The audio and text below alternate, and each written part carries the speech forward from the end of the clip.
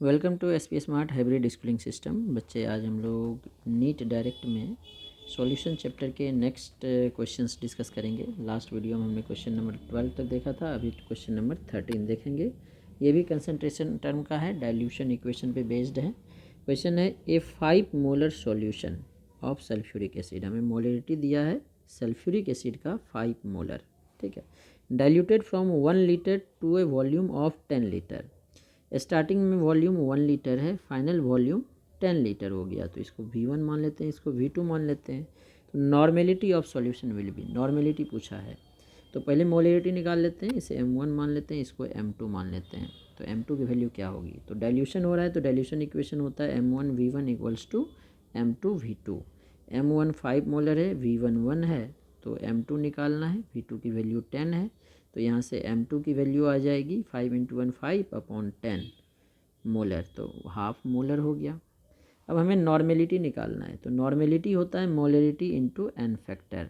तो मोलरिटी तो 1/2 आया है, और सल्फ्यूरिक एसिड जो हमें क्वेश्चन में दिया है इसकी एन फैक्टर 2 होगी, क्योंकि 2 रिप्लेसेबल H प्लस है, तो 1/2 into 2 normal which will be equal to 1 normal, ठीक है।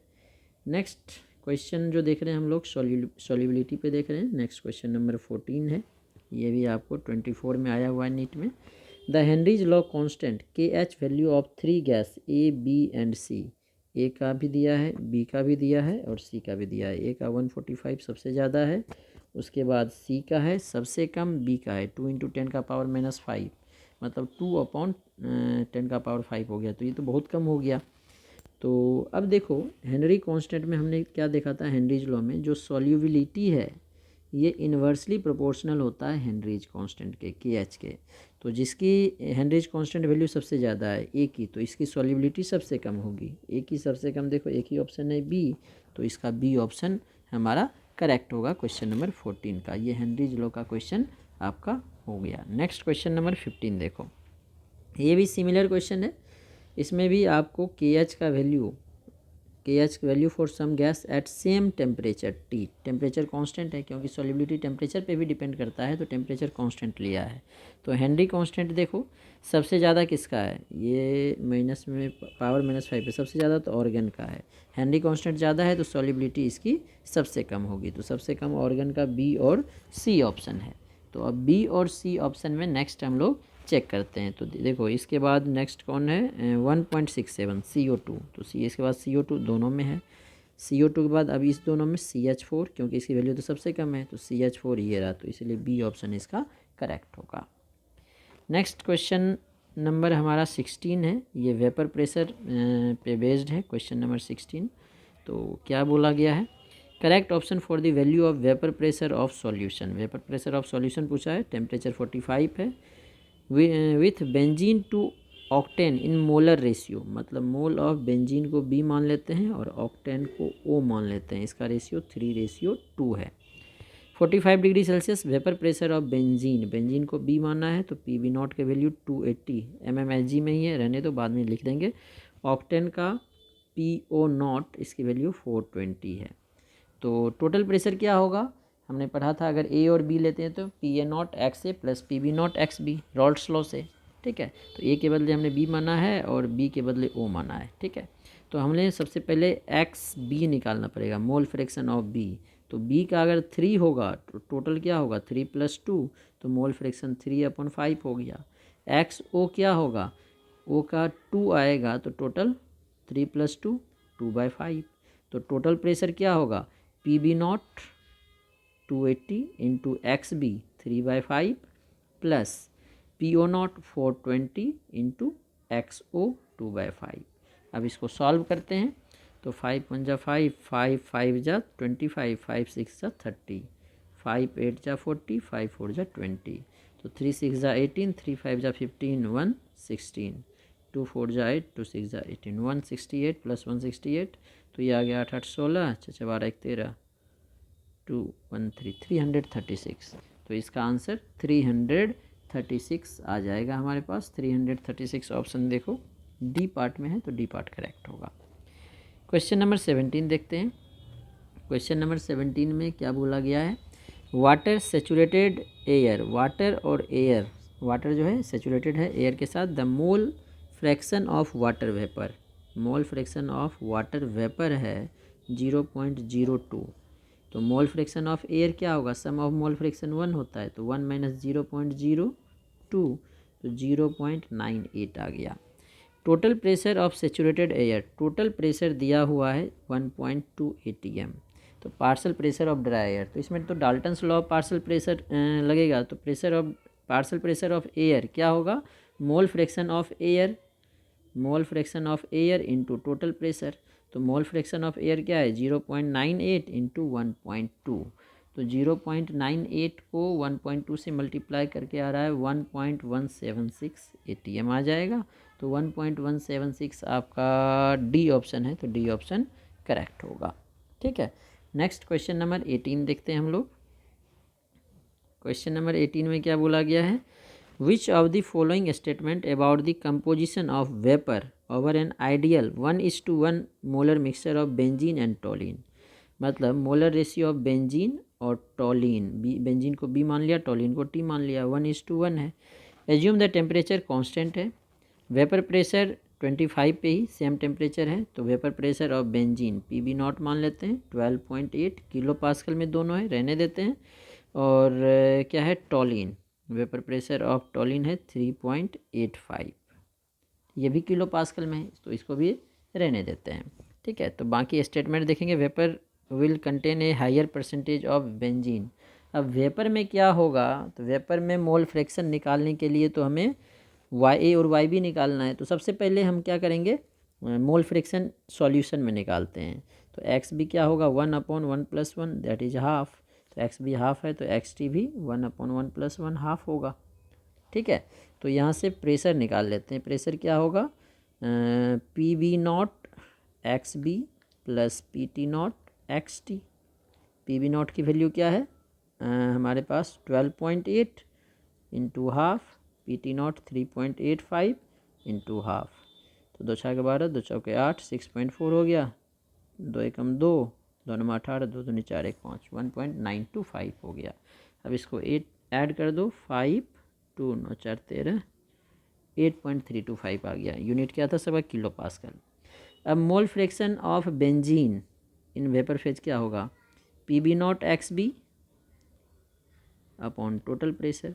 PB0 XB का वैल्यू देखो यही है 6.4 आया है, अपॉन टोटल प्रेशर 8.325। तो 6.4 को 8.325 से सॉल्व कर रहे हैं तो 0.768 आ रहा है। मतलब वेपर में जो बेंजीन होगा 0.768 होगा, तो YT क्या होगा 1 - 0.768, तो सॉल्व होकर 0.232 आएगा। तो वेपर फेज में कौन ज़्यादा होगा, बेंजीन ज़्यादा होगा, टोलिन कम होगा। तो ऑप्शन देखें, vapour will contains higher percentage of benzene, एकदम सही है, फर्स्ट ऑप्शन ही इसका करेक्ट होगा। नेक्स्ट क्वेश्चन नंबर 19 है, PA and PB are the vapour pressure of pure liquid. PA PB हम लोग जैसे PA0 मानते थे, तो PA0 के बदले बोला है PA मानो, और PB0 के बदले PB A और B का है। PA0 की जगह पे PA है, PB0 की जगह पे PB है। आइडियल सॉल्यूशन है, XA represents mole fraction of A, total pressure of solution will be. एकदम रॉल्स लॉ का क्वेश्चन आ गया। रॉल्स लॉ में हमने क्या पढ़ा था, टोटल प्रेशर क्या होता है, ऐसे हमने लिखा था PA0 XA + PB0 XB। Question में क्या बोला है, PA0 को P लिखो, तो लिख देते हैं, PA लिखो, PA0 के बदले PA XA + PB XB हो जाएगा, क्योंकि क्वेश्चन में ही बोला गया ऐसा। अब हमें XB नहीं है, सारा XA है, तो XA की वैल्यू, XB की वैल्यू हमें XA के टर्म में रखना पड़ेगा। तो बाइनरी सॉल्यूशन है, तो XB 1 - XA होगा। तो प्रेशर क्या हो गया, PA XA + PB XB का वैल्यू 1 - XA, तो PA XA PB - PB XA हो जाएगा, यही होगा ना। अब देखो सारे प्लस में है, तो प्लस में ही कॉमन लेंगे, PB है प्लस XA कॉमन ले लोगे तो क्या बचेगा इधर, PB तो अकेला है अलग, सॉरी PB है, PB अकेला है, तो इसको हमने अलग कर दिया यहाँ पे, और यहाँ पे XA कॉमन ले लिया, तो बचेगा PA - PB। तो PB + XA PA - PB D option है, तो इसका डी ऑप्शन करेक्ट होगा। नेक्स्ट क्वेश्चन नंबर 20 जो है ये एग्जैक्टली NCERT का सेम टू सेम NCERT का एक्सरसाइज नहीं एग्जाम्पल का क्वेश्चन है। क्वेश्चन नंबर 20, ये हमने क्लास में डिस्कस भी किया है, पहले भी किया था, रिवीजन क्लास में भी किया है। क्वेश्चन क्या है, vapour pressure of chloroform and dichloromethane. Chloroform को ए मान लो, डाइक्लोरोमीथेन को बी मान लो। 25 डिग्री सेल्सियस आर, 200 और 415 दोनों का सेम यूनिट है, यूनिट छोड़ देंगे। पी ए नॉट कितना हो गया 200 और पी बी नॉट हो गया 415। ठीक है। Vapour pressure of solution obtained by mixing 25.5 gram chloroform, mass of chloroform, chloroform को क्या माने हमने ए, 25.5 ग्राम है, और मास ऑफ बी किसको माना है हमने 415, डाइक्लोरोमीथेन का ये कितना दिया है 40 ग्राम। तो सेम टेम्परेचर पे हमें क्या पूछा है, वेपर प्रेशर क्या होगा एंड इतना, ठीक है ना, वही पूछा ना, वेपर प्रेशर पूछा है सॉल्यूशन का। मोलर मास भी आपको निकालने की ज़रूरत नहीं है, दे दिया है दोनों का। क्लोरोफॉर्म को हमने ए माना था, तो ये ए का मोलर मास, ये बी का मोलर मास। तो पहले हमें टोटल प्रेशर के लिए क्या निकालना है, P equals to P A not X A plus P B not X B. तो एक्स ए के लिए पहले मोल ऑफ ए निकालना है, गिवन मास 25.5 और ए का मोलर मास है 119.5, 119.5, इसको सॉल्व करके आ रहा है 0.213। मोल ऑफ बी क्या होगा, बी का मास अपॉन मोलर मास 85 दिया हुआ है, तो 40/85 आ रहा है 0.47 आ गया। तो अब हमें क्या करना है, मोल फ्रैक्शन निकालना है एक्स ए। तो एक्स ए क्या होगा 0.213 डिवाइडेड बाय टोटल, तो 0.213 प्लस 0.47 0.683 आ रहा है, 0.683। तो एक्स बी क्या होगा 0.47 अपॉन टोटल, इसको ऐड करके 0.683 आ रहा है। तो अब यहाँ से टोटल प्रेशर निकाल लेते हैं, P equals to P A not X A plus P B not X B. P A not है 200, एक्स ए का वैल्यू ये आया है 0.213 upon 0.683 plus P B not की वैल्यू है 415 इंटू एक्स बी कितना है 0.47 अपॉन 0.683। अब इसको सॉल्व करो, तो ये सॉल्व होके आ गया हमारे पास 62.37 प्लस ये वाला सॉल्व होके आ रहा है 285.5, तो ऐड किया तो ये आ गया 347.9 mmHg, 347.9 सी पार्ट में है, तो सी पार्ट इसका करेक्ट होगा। नेक्स्ट क्वेश्चन नंबर 21 देखो। 21 में हमारे पास क्या दिया हुआ है, vapour pressure of two liquid P and Q, जैसे ए और बी मानते हैं, पी और क्यू है, तो पी ए नॉट मानते हैं तो पी ही मान लो। पी पी नॉट कितना हो जाएगा हमारे पास 80 टॉर में है, और पी क्यू नॉट कितना हो जाएगा 60। Total vapour pressure of solution obtain by mixing 3 mole P और 2 मोल क्यू।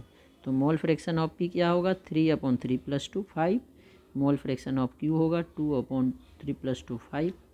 तो टोटल प्रेशर क्या होगा P P not 80 into 3/5 plus ये कितना हो जाएगा 60 इंटू 2/5, तो 16×5 = 80 और ये 12×5 = 60, तो 48 हो गया और प्लस 24 हो गया, तो 8 4 12 4 2 6 7 72 हो गया। तो 72 ए ऑप्शन है, तो ए ऑप्शन करेक्ट होगा। नेक्स्ट देखो, आइडियल नॉन आइडियल पे एग्जाम्पल पे क्वेश्चन आते हैं, कंडीशन पे क्वेश्चन आता है। तो पूछ रहा है which show positive deviation, positive deviation कौन शो करेगा जिसमें फोर्स ऑफ अट्रैक्शन डिक्रीज करेगा। ठीक है, तो बेंजीन और toluene almost same force of attraction है, तो ये तो आइडियल होगा, ये नहीं होगा। एसीटोन और क्लोरोफॉर्म, पहले इसमें वंडरवाल था, ऐड होने के बाद हाइड्रोजन बॉन्ड होगा, फोर्स ऑफ अट्रैक्शन बढ़ गया, तो negative deviation. Chloroethane bromoethane almost same है force of attraction, van der Waals force, तो ये आइडियल हो गया।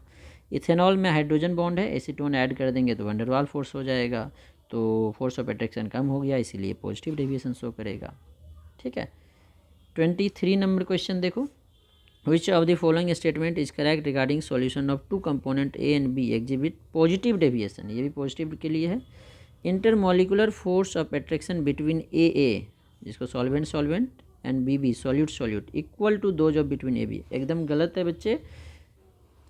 क्यों ये गलत है, क्योंकि फोर्स ऑफ अट्रैक्शन सेम होता है तो आइडियल होता है, ये नहीं होगा, ये पॉजिटिव डेविएशन पूछा है। Intermolecular force of attraction between A and B B are stronger than A B, मतलब सॉल्वेंट और सॉल्यूट को मिलाएंगे तो फोर्स ऑफ अट्रैक्शन घट जाएगा, फोर्स ऑफ अट्रैक्शन घटेगा तो पॉजिटिव डेविएशन होगा। डेल्टा एच मिक्सिंग 0, तो ये तो आइडियल के लिए होता है, भी 0 आइडियल के लिए होता है। तो इस टाइप के और क्वेश्चन हैं, तो 2-4 क्वेश्चन आप लोग खुद से अब आगे देखेंगे।